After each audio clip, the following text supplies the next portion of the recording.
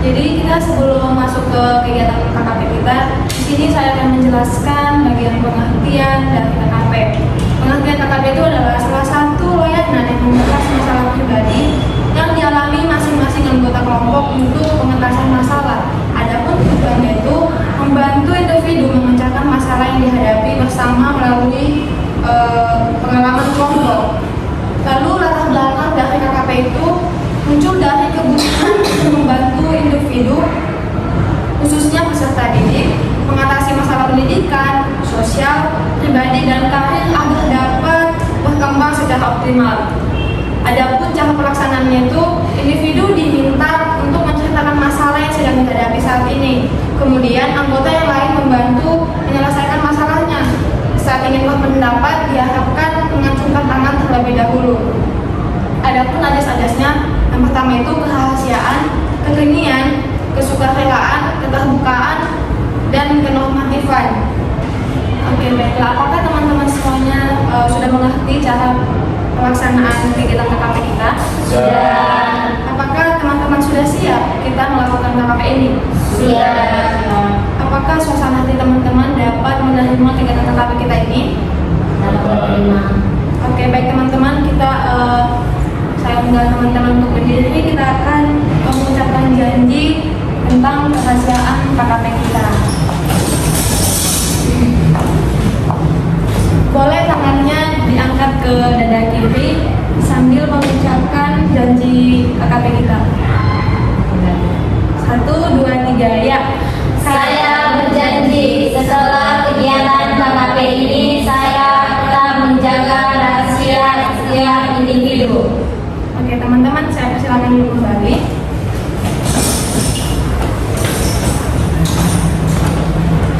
Oke, baiklah, kita akan masuk ke dalam kegiatan KKP kita.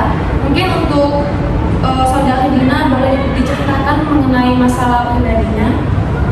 Mungkin untuk masalah yang sedang saya alami akhir-akhir ini, saya sangat mudah stres. Benar-benar stres, karena bukan masalah ekonomi atau masalah lainnya. Ini masalah tugas kuliah. Seperti yang kita ketahui kan, Unina ini sangat banyak tugas kuliahnya. Dan kita juga fakultas ilmu pendidikan sudah masuk sistem blok ya. Jadi kejar-kejaran deadline. Saya pusing, saya capek. Karena saya merasa saya itu dibebani oleh tugas-tugas ini. Misalnya, hari Minggu kan itu seharusnya waktu tempat untuk seseorang beristirahat. Nah, karena mengejar deadline untuk hari Senin ini, saya nggak dapat beristirahat pada hari Minggu. Jadi saya merasa tertekan dan saya merasa stres. Untung-untungnya nggak gila. Oke, terima kasih buat Dina sudah menceritakan masalah yang dialaminya. Mungkin untuk teman-teman, apa sih penyebab Dina itu merasakan hal yang dirasakan dia itu? Untuk Alia saya persilakan. Menurut saya mungkin itu tekanan dari dirinya sendiri yang selalu ingin perfeksionis ya, ingin semuanya itu sempurna. Oke, terima kasih buat Alia yang sudah selanjutnya. Saya dari pikiran dan emosi, terlalu banyak pikiran, terlalu mikirin masa depan atau menyelesaikan masalah. Oke, baik, terima kasih Mas. Ini selanjutnya untuk saya persilakan. Udah ya sesak nafas lagi jadi tidak ada.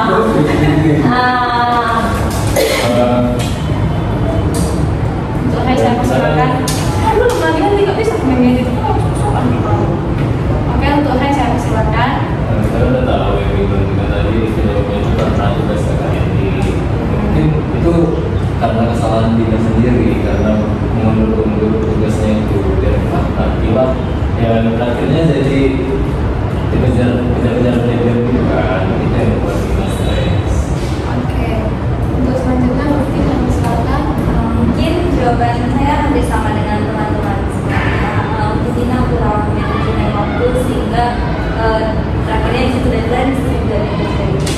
Oke, berarti kesimpulan menurut teman-teman itu kayak ini tuh kayak mengulur waktu gitu ya, sehingga tugas-tugasnya kebanyakan tercecer. Jadi pada saat deadline itu dia jadi terburu-buru, makanya dia jadi stres. Oke, baik teman-teman. Lalu menurut teman-teman apa sih solusi yang dapat kita berikan untuk Dina? Untuk Lutfi saya persilakan. Mungkin manajemen warga Dina mungkin udah bisa buat jadwal. Jadi kayak misalnya hari ini ngerjain apa, besok ngerjain apa. Oke, terima kasih